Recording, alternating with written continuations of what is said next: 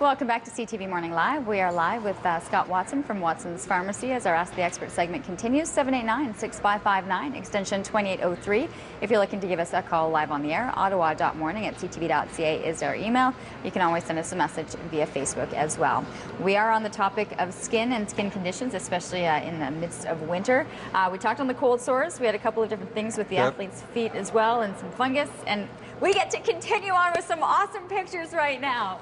So what are we looking at now? So we started off with viral, we went into fungus, and now we bacteria. Okay. So because we always have bacteria, we have staph bacteria, we have bacteria on our skin all the time. Sometimes, for whatever reason, it can just start to cause problems. Now, generally we start off with something called mild, like impetigo, and that is this picture right here, just some red, kind of scraped type looking, kind of little rashy type things. Now, those can be treated quite often with simple polysporin. So if you come to the pharmacy, we can try that. What we'll always say as a pharmacist is, just observe. If it seems to be getting better, that's great. If it starts to get a little more angry, talk to your doctor. Angry, I like Angry is a very expression. good word for talking about these skin conditions. The other now, one? sometimes people bring in, they'll have like a very centralized boil. Now, boiling, I generally say you're going to have to talk to a doctor because it does require a doctor to maybe do a little bit of incision just to drain that. And sometimes they will use some prescription strength antibiotics as well. Okay? Yes. There are some other funny words out there, and they are kind of a grouping of boils, but most of the times, for anything like this and more serious, we'll send you off to the doctor. So that they'll diagnose, they'll do whatever That's they right. need to do if there's some extracting. That's and then right. there was one more slide that we wanted to get to? Well, we wanted to talk a little bit about shingles because it's very topical at this time of year, and there's especially topical because the Zostavax, the shingles vaccine, has just not been available. It came out a couple of years ago, and it's something that's in high demand. People that are between 50 and 70 years old, they're wanting to take this so they can prevent shingles.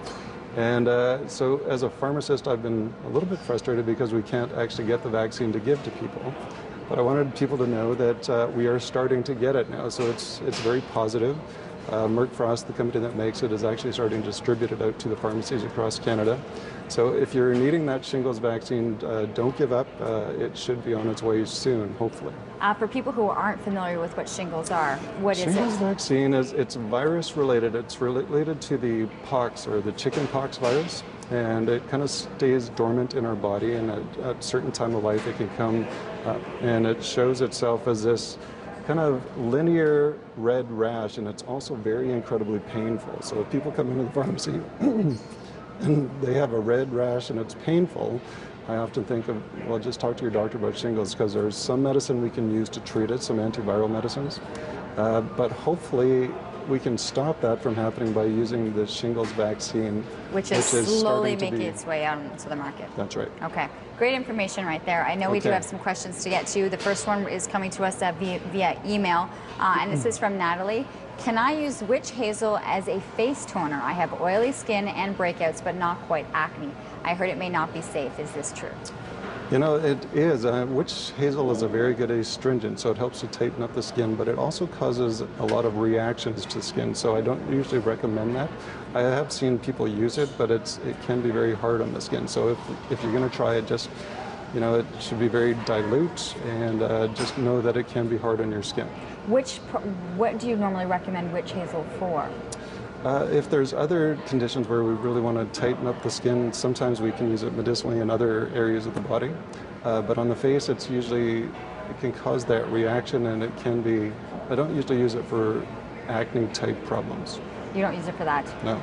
All right. One of the questions that I was thinking as we were going through some of these slides, were any of the skin conditions that we saw contagious, or these are things that are limited to within that person? So most of them are limited to that person. However, the yeast and the bacteria, if you kind of rub up against someone when it's an active lesion, then that can be transmitted. So sometimes you have to be a little bit cautious.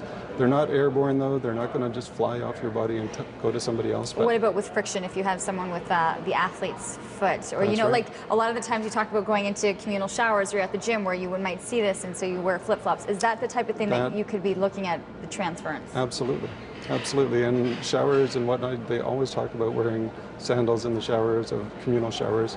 That's a good idea. So these are some of the things That's that right. to keep And in mind. viruses, Especially too. too when I see that picture, now I'm for sure packing those flip-flops. And the cold sores, right? Right. If you have an active cold sore going and you're kissing someone, I mean, that can be transferred to somebody else.